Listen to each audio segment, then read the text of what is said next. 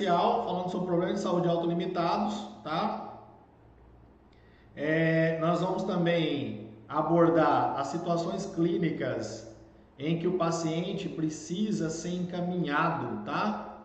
Então nós vamos falar sobre consulta farmacêutica, semiologia, prescrição e quando o paciente tem que ser encaminhado. Manda aí mensagem pra gente, olha, o Itamar tá aqui conosco de novo, valeu Itamar, tá sempre com a gente aqui, isso é legal, bacana, brigadão, tá? Manda um oi aí.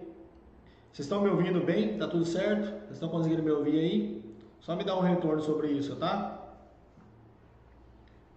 Manda um ok aí pra mim, se vocês estão me ouvindo bem aí, tá?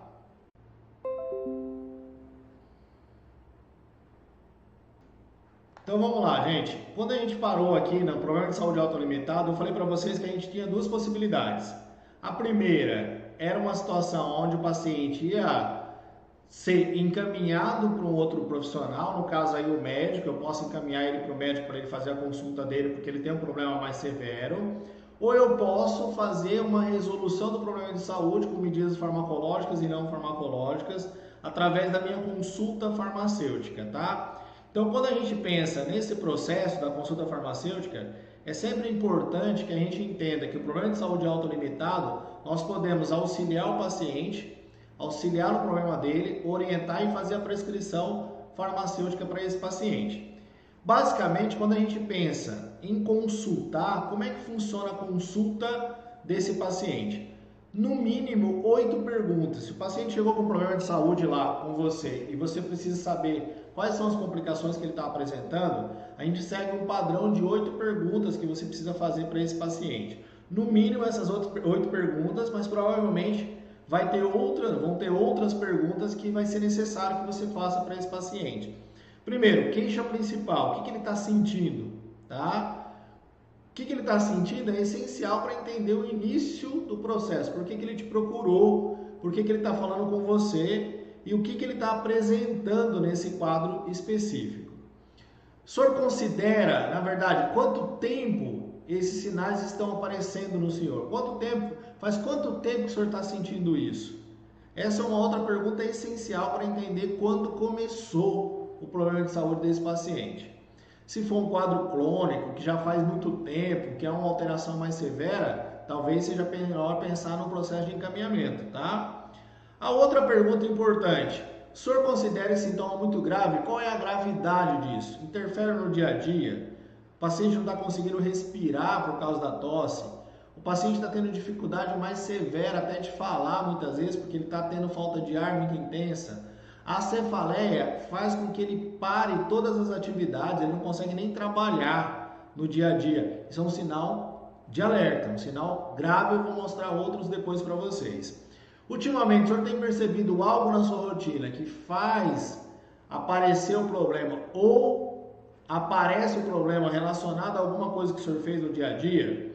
Então, o que piora e o que melhora no dia a dia para o senhor em relação a esse problema? Isso também vai me dar um indicativo e vai fazer eu enxergar qual é a alteração que esse paciente está apresentando ou não em relação a esse problema que ele tem. O senhor já sentiu alguma vez esse problema? Já sentiu algo semelhante?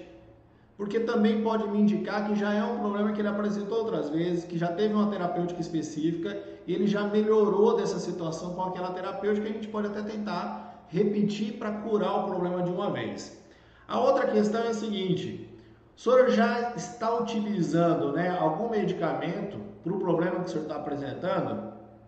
Como é que o senhor fez para tratar da outra vez o problema de saúde que o senhor está apresentando? E se o senhor sentiu bem, qual foi o resultado obtido com o medicamento? O senhor já tomou alguma coisa? Como é que o senhor sentiu em relação à utilização desse medicamento?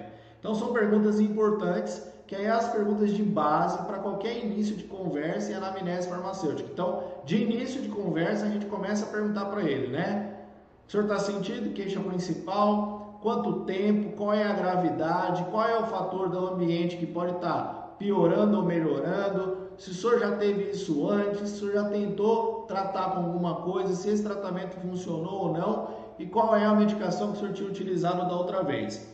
Tudo isso são informações que são perguntas importantíssimas para você auxiliar o paciente.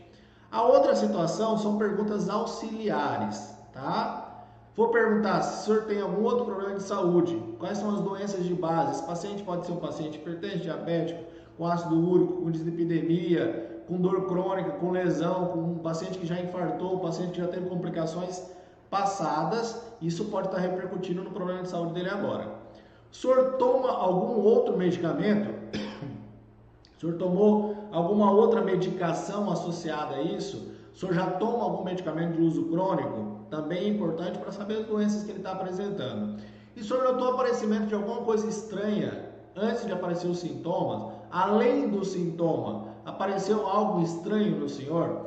São perguntinhas que vai direcionar qual é o perfil, qual é a alteração que ele está apresentando de verdade em relação a esse paciente. E mais algumas. O senhor tem alergia a algum medicamento? Desculpa perguntar no caso se uma mulher está grávida ou está amamentando, que daí tem que fazer um encaminhamento logo de cara. E o senhor faz alguma dieta especial? Por que a dieta pode interferir? Porque o alimento pode ser um fator de risco para interferir em alguma medicação, fazer alguma alteração ou até causar os sinais e sintomas que ele está apresentando. Então, essas perguntas são auxiliares quando você vai fazer a consulta do paciente, principalmente no problema de saúde autolimitado. Agora eu quero mostrar para você quando eu tenho que encaminhar os sinais e sintomas de alerta de um modo geral. Acho que esse é o ponto-chave. Quando eu devo encaminhar e quando eu posso fazer a prescrição. Se eu fiz as perguntas, eu entendi qual é a patologia, a alteração que ele está apresentando, quando realmente é uma situação de encaminhamento, que eu preciso mandar para o médico com urgência, porque ele está apresentando uma situação mais grave. Perca de peso muito rápida nas últimas semanas. O paciente emagreceu de forma muito rápida, perdeu 5, 6 quilos nas últimas 3, 4 semanas. Febre alta ou persistente. O paciente está com a febre muito intensa, febre de 39, 39,5. Pode utilizar o antitérmico, deve utilizar o antitérmico, intercalado, paracetamol e ibuprofeno intercalado para tentar corrigir essa febre. E a recomendação é que faça o atendimento com o médico, porque pode ser um quadro infeccioso grave que precisa de uso de antimicrobiano. O paciente teve perca de sentido, está desorientado, chegou a conversar com você, ele não está conversando coisa com coisa, ele teve convulsão, ou ele bateu a cabeça, ou ele teve perca de sentido em algum momento, hospital, rapidamente mandar para o hospital. Sinais de desidratação, puxei a pele do paciente, ela demora para retornar mais de 2 segundos, tá? Puxei a pele dele aqui, ó, demorou para voltar ao normal mais de 2 segundos, pode ser um sinal de desidratação grave. Olho fundo, boca seca, não tem lágrima, criança principalmente não consegue chorar, chora, mas não tem lágrima, boca muito seca, alterações que indicam um sinal de desidratação que é muito severo, principalmente a prega aqui, a hora que você puxa a pele do paciente, demora para retornar no local, mais de 2 segundos, sinal de desidratação, então talvez precise de uma hidratação intravenosa, tem que mandar o paciente para o hospital, paciente com diarreia, paciente com vômito, tem que mandar encaminhar o paciente para o hospital para fazer o atendimento, beleza? Outras situações clínicas, vamos colocar crise hipertensiva, tá? Paciente com a pressão arterial acima de 17/11, tá? Já podemos considerar uma situação clínica grave, com crise hipertensiva. Se o paciente não está controlando bem essa pressão arterial, encaminhe porque ele vai precisar de um uso emergencial de um antihipertensivo para reduzir essa pressão arterial. 17/11 seria um limite aí. E se o paciente está tendo sintoma de dor de cabeça, outras alterações, manda para o hospital rápido porque ele precisa de uma medicação para baixar essa pressão arterial de forma rápida. Apareceu o paciente com você com rigidez na nuca, teve febre ou não? Manda para o hospital. Sinal de encaminhamento, pode estar relacionado a síndromes infecciosas, principalmente a meningite, tá? E inchaço de membro inferior. O inchaço eu vou abrir um parênteses. O paciente não tem nenhum outro sinal clínico. Ele não é um paciente que tem alguma outra complicação de base, mas ele está começando a ter inchaço muito intenso nas pernas. Isso pode ser indicativo de lesão renal, ele pode ser indicativo de outras complicações, patologias que esse outro paciente pode estar apresentando, relacionadas até insuficiência cardíaca e outras complicações severas.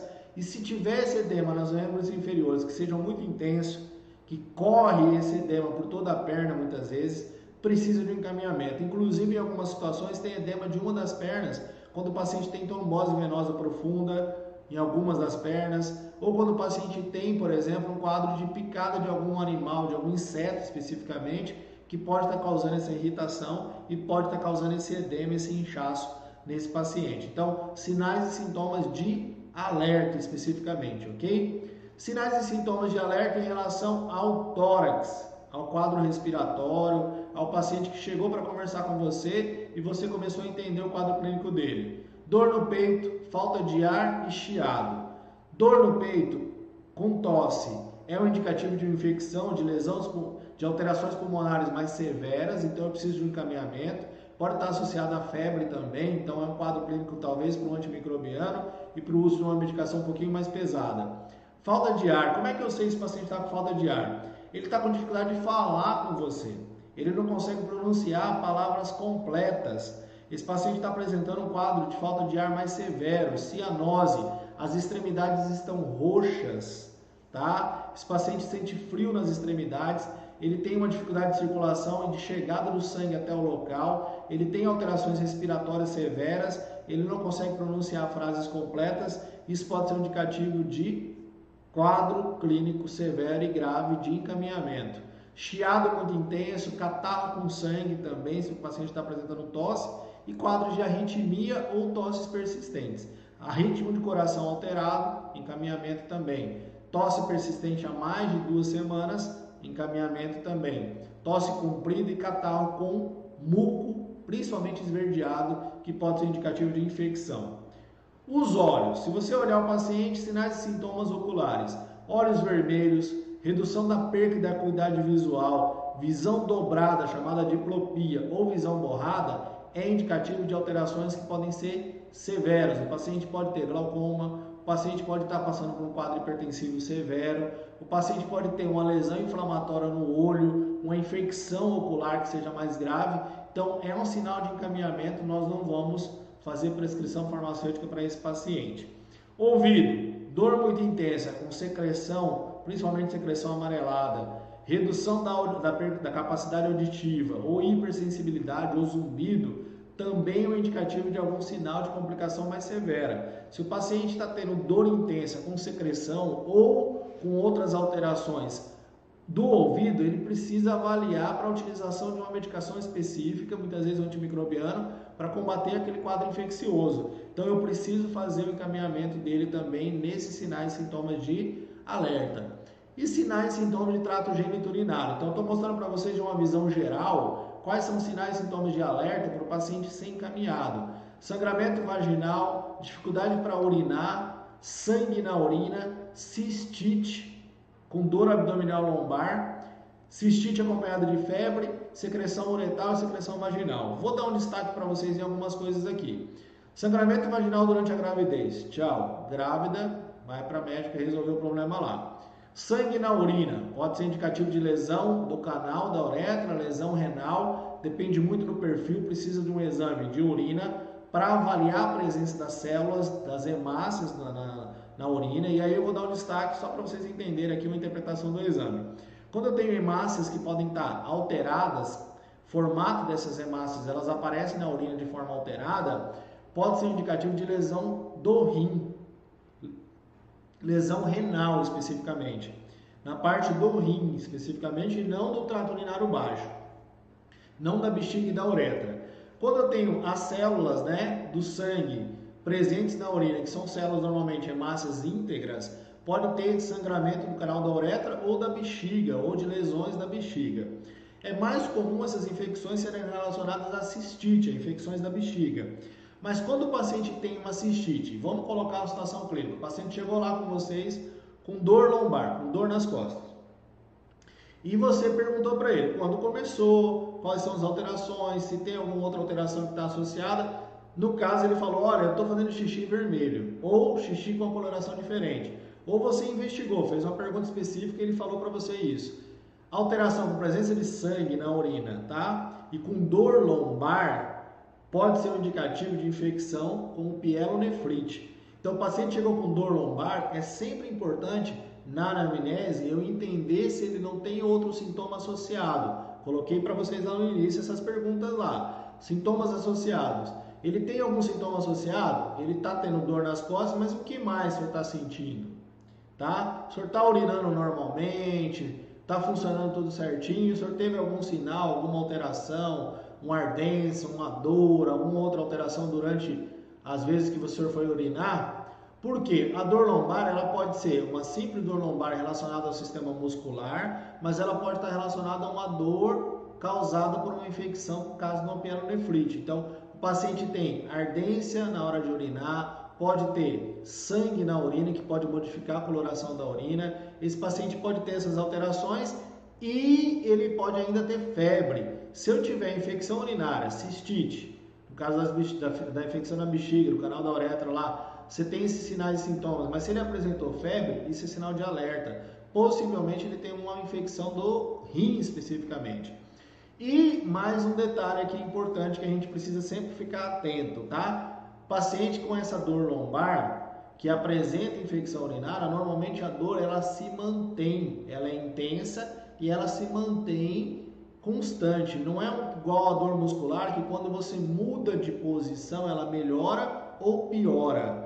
Então essa dor ela muda, a característica da dor é importante nessa história toda, porque mesmo que o paciente mude de posição, a dor não passa. É uma dor de víscera interna, de lesões do sistema renal, então isso é legal que a gente consiga enxergar. Se for no caso, tem que fazer encaminhamento. Do mesmo jeito que o paciente que tem secreção muito intensa, vaginal ou uretral, ele tem que tomar um antimicrobiano ou talvez um antifúngico para combater essa infecção, ok? Então eu coloquei para vocês uma lista de situações aqui que nós precisamos fazer o processo de encaminhamento.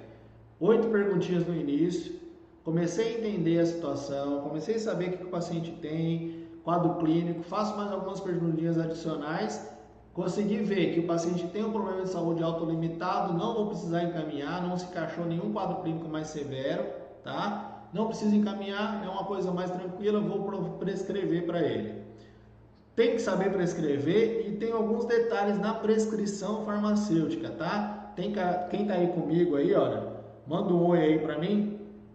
Quero interagir com vocês aqui. Se tiver alguma dúvida que você não entendeu aqui na minha história, do que eu estou falando para vocês, manda aí uma pergunta para a gente. Como é que se deve ser feito prescrição farmacêutica? Identifiquei a necessidade do paciente, tá? Coloquei aqui umas orientações, olha. Definir o objetivo terapêutico. O paciente vai tratar por quanto tempo? Ele vai resolver o problema? A medicação que você vai prescrever para ele vai resolver o problema? Então ele tem que tratar durante 7 dias.